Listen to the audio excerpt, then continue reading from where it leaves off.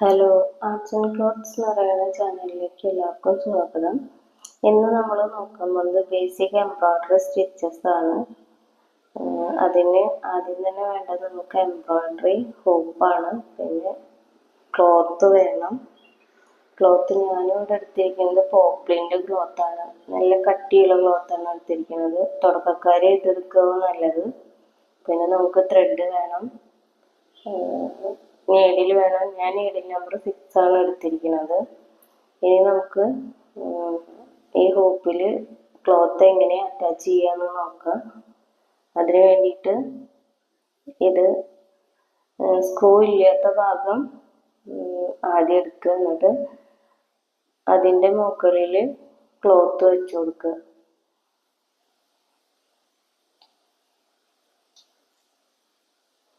അതിനുശേഷം നമ്മൾ ഈ സ്ക്രൂ ഒന്ന് ലൂസാക്കിയിട്ട് ആ ക്ലോത്തിൻ്റെ മുകളിൽ വെച്ച് കൊടുക്കുക.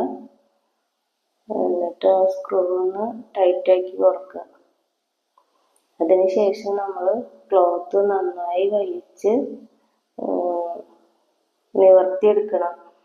ക്ലോത്തിൽ ചുളിവുകൾ വന്നതെന്ന് വെച്ചാൽ നമ്മുടെ വർക്ക് വലിയ വൃത്തി ഉണ്ടാവില്ല. അപ്പം നന്നായി വലിച്ച് എടുത്താൽ മാത്രമേ അത് ക്ലോത്ത് നന്നായി നിവർന്നിരിക്കുള്ളൂ. ക്ലോത്ത് കീറി പോവാതെ സൂക്ഷിക്കണം കേട്ടോ. ഇതിപ്പോൾ നല്ല കട്ടിയുള്ള ക്ലോത്ത് ആവുകൊണ്ട് ഞാൻ ഇങ്ങനെയൊക്കെ വലിക്കുന്നത്.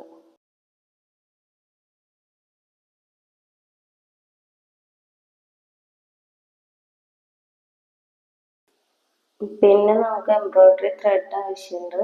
അത് ഞാൻ 6 സ്ട്രാൻഡ്സിലാണ് ഇപ്പം ചെയ്യണത്. ഇത് 3 സ്ട്രാൻഡ്സിൽ നമുക്ക് ചെയ്യാൻ പറ്റും. അധികം കട്ടിയൊന്നും വേണ്ടാത്ത എംബ്രോയ്ഡറി ആണെങ്കിൽ 3 സ്ട്രാൻഡ്സ് എടുത്താൽ മതി. അതിനുശേഷം നമ്മൾ ത്രെഡ് നീഡിലേക്ക് കയറ്റിയിട്ട് ഒരു ഭാഗം നമ്മൾ ഫ്രീ ആയിട്ട് വിടുകയാണ്. ഒരു ഭാഗം നമ്മൾ നീളം കൂടിയ ഭാഗം നമ്മളൊന്ന് കെട്ടിട്ട് കൊടുക്കുകയാണ്.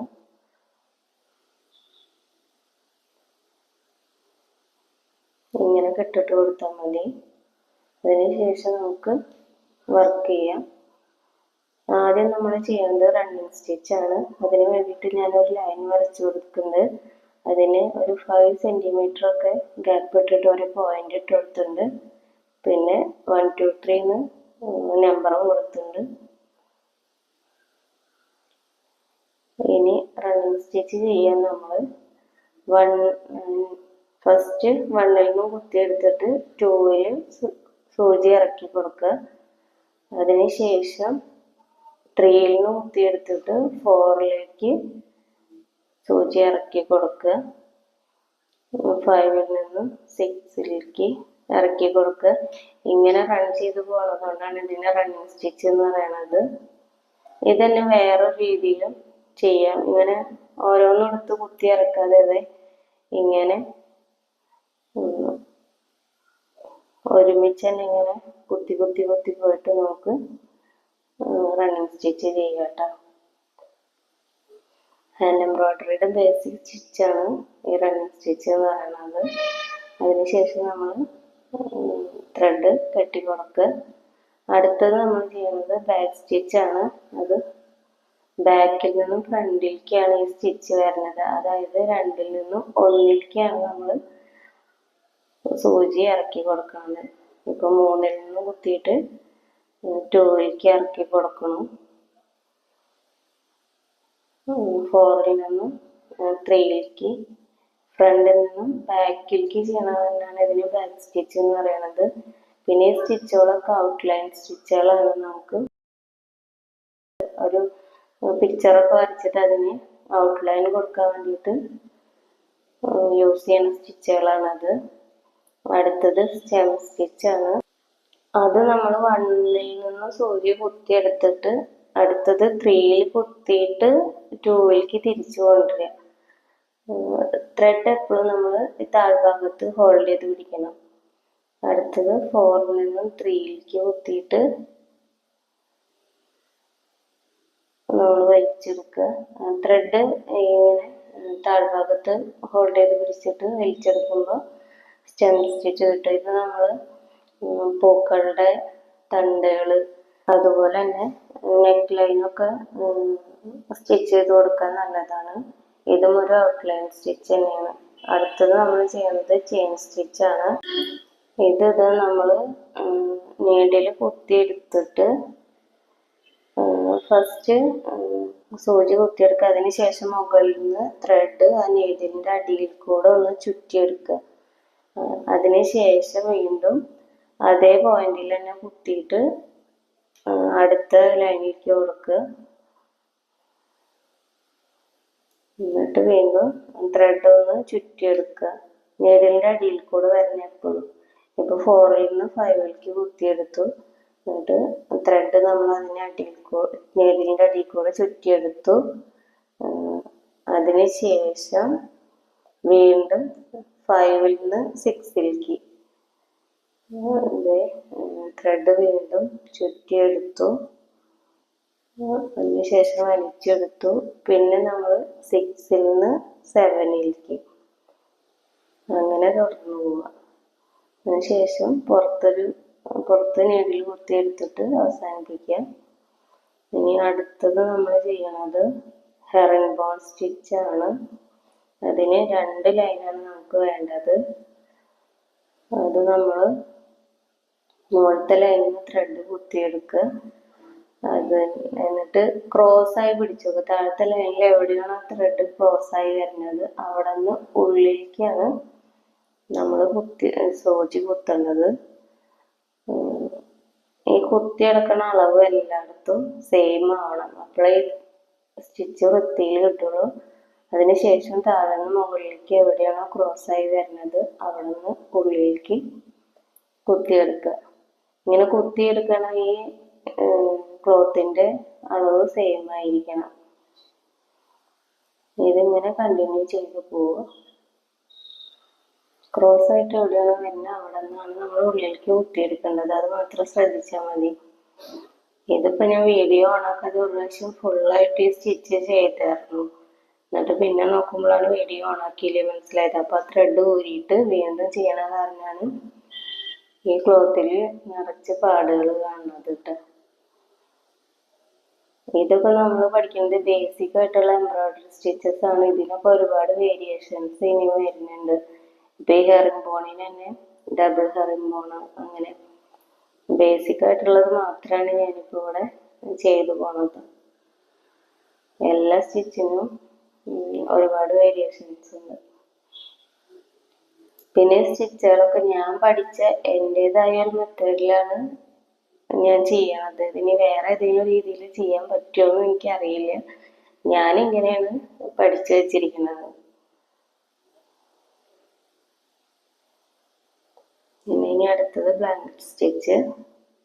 ഇത് ബിഗിനേഴ്സിനായതുകൊണ്ടാണ് നമ്മളിങ്ങനെ ലൈൻ വരച്ചിട്ട് മാർക്ക് ചെയ്തിട്ടൊക്കെ ചെയ്യണത് കേട്ടോ. നിങ്ങൾക്ക് കുറച്ച് പരിചയമായ പിന്നെ ഇങ്ങനത്തെ ലൈനും മാർക്കിങ്ങും ഒന്നും ഇല്ലാതെ തന്നെ നമുക്കിത് ചെയ്തെടുക്കാം. ഈ സ്റ്റിച്ച് ആദ്യം താഴത്തെ ലൈനിൽ നിന്നാണ് സൂചി കുത്തിയെടുക്കുന്നത്. അതിന് ശേഷം മുകളിലത്തെ ലൈനിൽ നിന്ന് താഴേക്ക് നീഡിൽ കുത്തിയിട്ട് ത്രെഡ് നീഡിലിൻ്റെ അടിയിൽ കൂടെ വലിച്ചെടുക്കുക. നിങ്ങൾ സ്റ്റിച്ച് ചെയ്യണതൊന്ന് സൂക്ഷിച്ച് നോക്കിയാൽ നിങ്ങൾക്ക് മനസ്സിലാവും. മുകളിൽ നിന്ന് സൂചി കുത്തിയിട്ട് താഴെ നീഡിലിൻ്റെ അടിയിൽ കൂടെ ത്രെഡ് എടുക്കുക.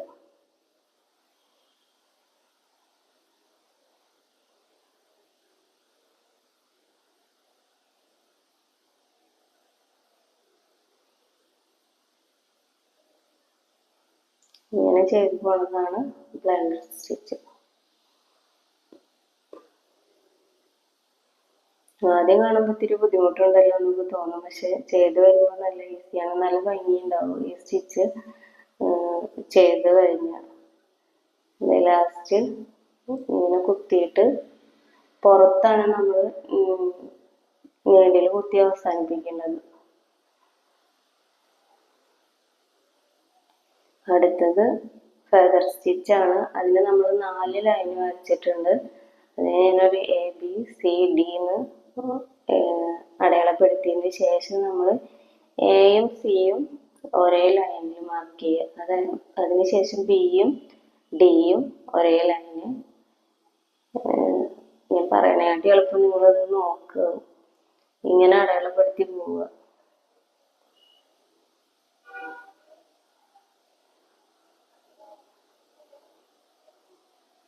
അതിനുശേഷം എന്ന് സൂചി കുത്തി എടുത്തിട്ട് നമ്മൾ സീല് കുത്തുക. അതിനുശേഷം സീലിന് ബിക്ക് കുത്തുക. എന്നിട്ട് നമ്മൾ ത്രെഡ് സൂചിയുടെ അടിയിൽ കൂടെ വലിച്ചെടുക്കുക. ശേഷം ഡിയിൽ കുത്തുക. ഡിയിൽ നിന്ന് പിന്നെ തൊട്ടപ്പുറത്തുള്ള സീല് പോയിന്റിലേക്ക് കുത്തുക. ത്രെഡ് അടിയിൽ കൂടെ കൊണ്ടുപോവുക. വീണ്ടും ഇവിടെ വന്ന് എന്ന് ഡിയിലേക്ക് കുത്തുക. ത്രെഡ് അടിയിൽ കൂടെ എടുക്കുക. ഇനി ഡിയിൽ കുത്തിയെടുക്കുക. ഡിയിൽ നിന്ന് സീലിക്ക് ത്രെഡ് അടിയിൽ കൂടെ കൊടുക്കുക. ഇതൊന്ന് ശ്രദ്ധിച്ച് നോക്കിയാൽ മനസ്സിലാവും കേട്ടോ. ഞാൻ പറയുമ്പോൾ നിങ്ങൾക്ക് എത്രത്തോളം മനസ്സിലാവുന്നുണ്ടെന്ന് എനിക്കറിയില്ല.